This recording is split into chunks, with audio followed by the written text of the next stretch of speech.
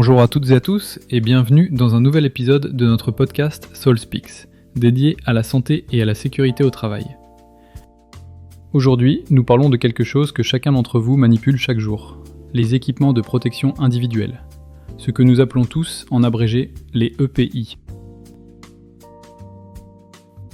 Gants, lunettes, chaussures, casques, mais aussi masques et blouses, des choses que nous portons peut-être désormais de manière automatique, mais justement parce que nous les utilisons tous les jours, il vaut la peine de prendre 10 minutes pour bien comprendre pourquoi ils existent, quand ils sont vraiment nécessaires, et comment s'assurer qu'ils fonctionnent comme ils le doivent.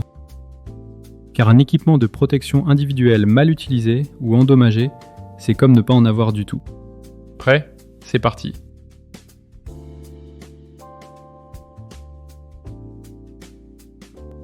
Commençons par un concept important qui surprend parfois. L'EPI n'est pas la première protection à laquelle penser, c'est la dernière. Il existe une échelle appelée hiérarchie des mesures de prévention. Elle fonctionne ainsi. Avant tout, on cherche à éliminer le danger.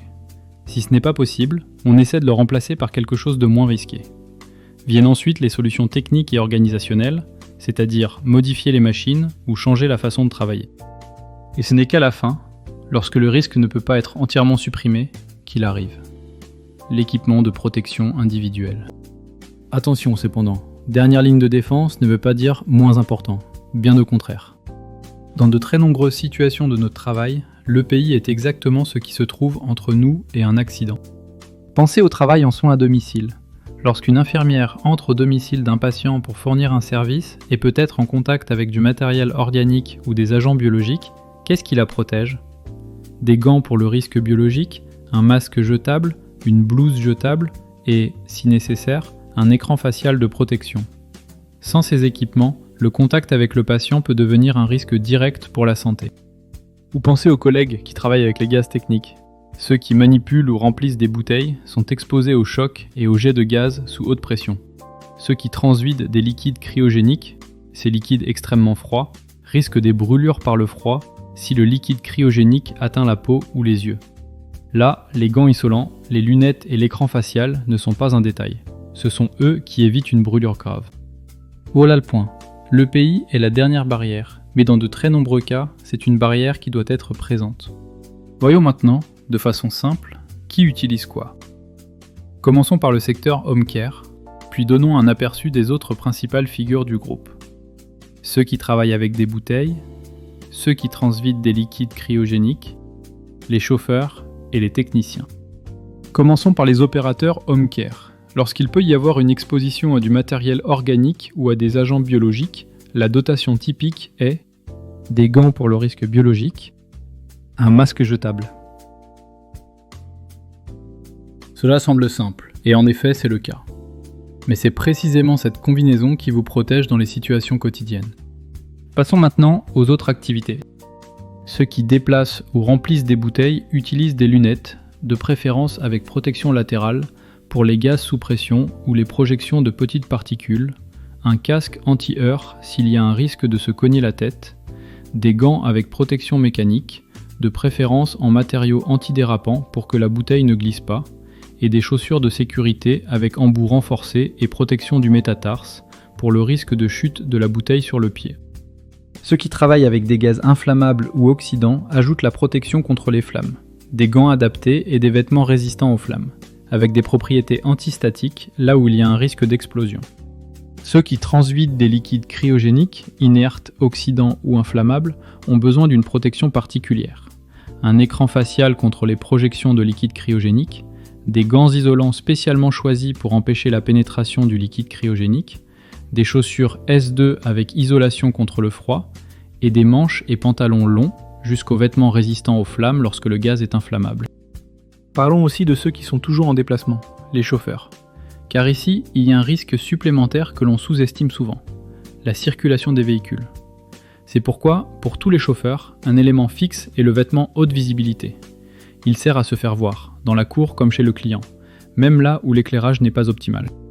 Les chauffeurs de camions-citernes de gaz liquéfié et de liquide cryogénique, au moment du transvasement chez le client, sont exposés au froid et à la haute pression.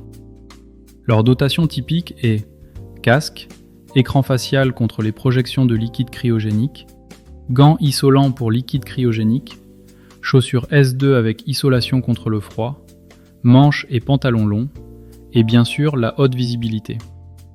Enfin, la protection auditive doit également être ajoutée. Les chauffeurs de gaz comprimé, ceux qui livrent et manipulent les bouteilles, ont les risques typiques de la bouteille. Choc, danger que la bouteille tombe sur le pied.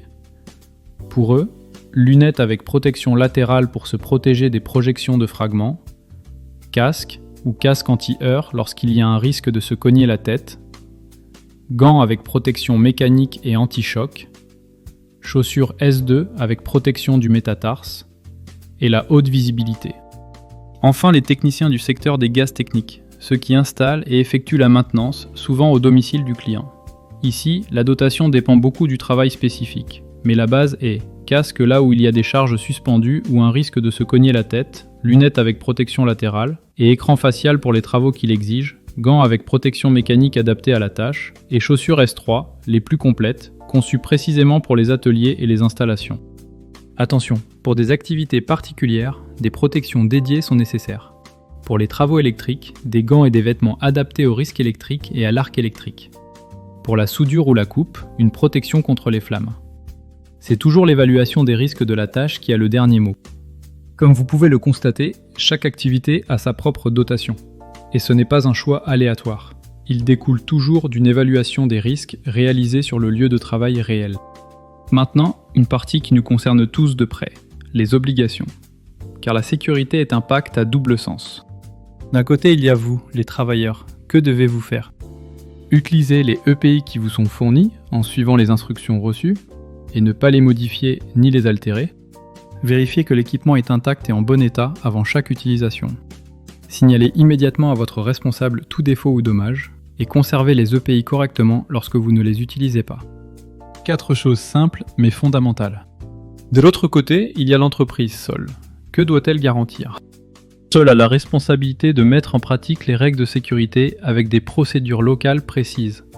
Cela signifie effectuer l'évaluation des risques, choisir les bons EPI pour chaque activité, vous les fournir et vous former à leur utilisation. Et ici un point important, avant d'utiliser un EPI pour la première fois, vous devez recevoir une formation. Il doit vous être expliqué de quel danger cet équipement vous protège, quand et où l'utiliser, comment le mettre et l'enlever correctement, et comment en prendre soin. Pour certains équipements plus complexes, comme les appareils respiratoires autonomes, la formation est encore plus approfondie. Et si quelque chose change dans le travail, un nouveau produit, une nouvelle activité, un nouvel environnement, l'entreprise doit revoir quels EPI sont nécessaires. Le risque change et la protection doit changer avec lui. Et nous arrivons à la dernière partie, peut-être la plus concrète de toutes. Comment savoir si mon EPI est encore en bon état ? La règle d'or est unique. On vérifie avant chaque utilisation. À chaque fois. Pas une fois par semaine, pas quand on s'en souvient, à chaque fois. Que regarder en pratique ? Sur les gants, cherchez des coupures, trous, déchirures, points usés. Un gant biologique percé ne protège plus. Un gant cryogénique avec une couture cassée laisse passer le froid. Sur les lunettes et les écrans faciaux, lentilles rayées, fissures, élastiques desserrés. Si vous ne voyez pas bien ou s'ils n'adhèrent pas, ils ne font pas leur travail. Sur les masques et blouses jetables, ils s'appellent jetables pour une raison. On les utilise une fois et on les jette. On ne les réutilise pas. Sur les chaussures, semelles usées ou lisses, et rappelez-vous que toutes les semelles doivent être antidérapantes. Embout cabossé, couture ouverte. Si vous trouvez quelque chose qui ne va pas, la règle est simple, ne l'utilisez pas et signalez-le. Pour le nettoyage, la maintenance et la conservation, il faut toujours suivre les instructions du fabricant. N'inventons pas nos propres méthodes. Un EPI mal conservé, par exemple laissé sale, écrasé ou exposé au soleil, se dégrade plus vite et protège moins.